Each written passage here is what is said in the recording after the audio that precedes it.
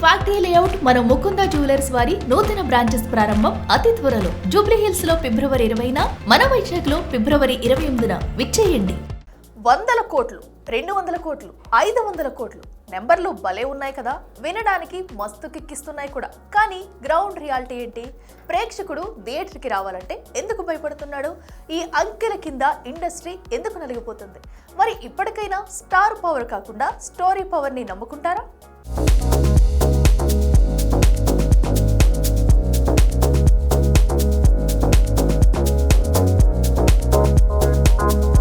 ఒకప్పుడు సినిమా కథతో మొదలయ్యేది, మరి ఇప్పుడు hero dates, fan base, opening కలెక్షన్ల క్యాలిక్యులేషన్స్. స్క్రిప్ట్ అంటే ఇప్పుడు జస్ట్ ఒక ఫార్మాలిటీ మాత్రమే.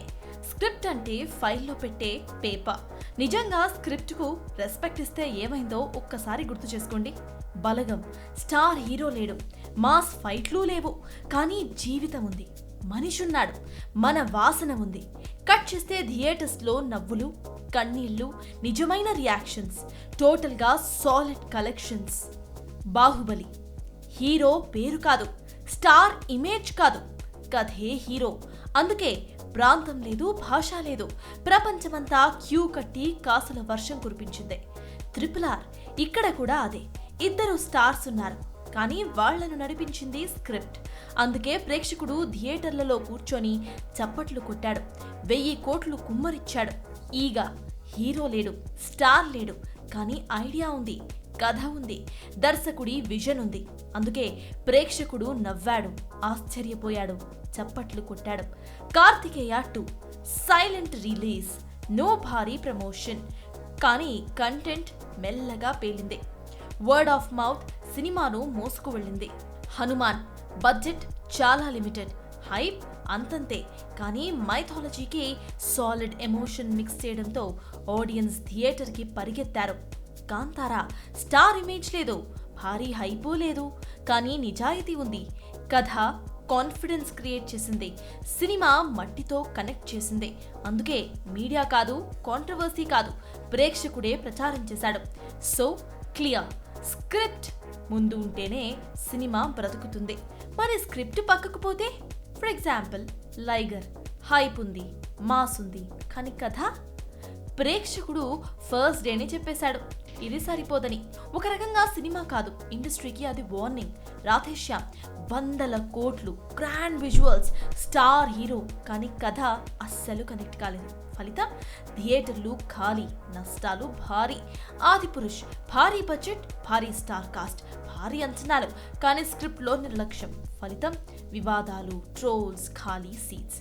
ఇది ఫ్లాప్స్ మాత్రమే కాదు, ఎమోషనల్ డిజాస్టర్స్ కూడా.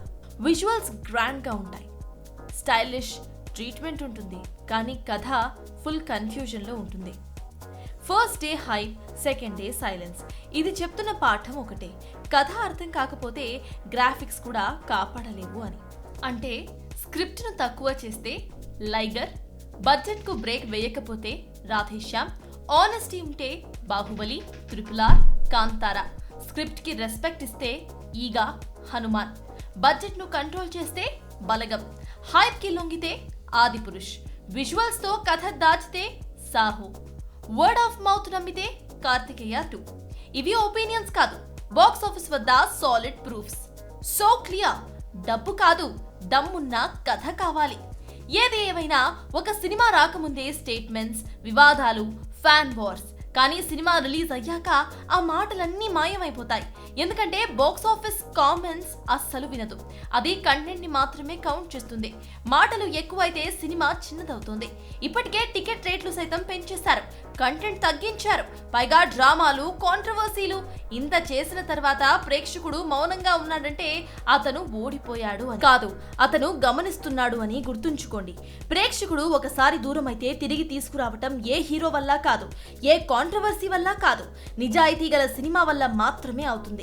స్క్రిప్ట్ కు రెస్పెక్ట్, బడ్జెట్ కు బ్రేక్, మాటలకు బాధ్యత, ప్రేక్షకుడి పట్ల నిజాయితీ. ఇవి లేకపోతే ఎన్ని మీటింగ్స్ పెట్టినా, ఎన్ని కమిటీలు వేసినా, ఎన్ని కాంట్రవర్సీలు రేపినా ఫలితం ఒక్కటే, సున్నా.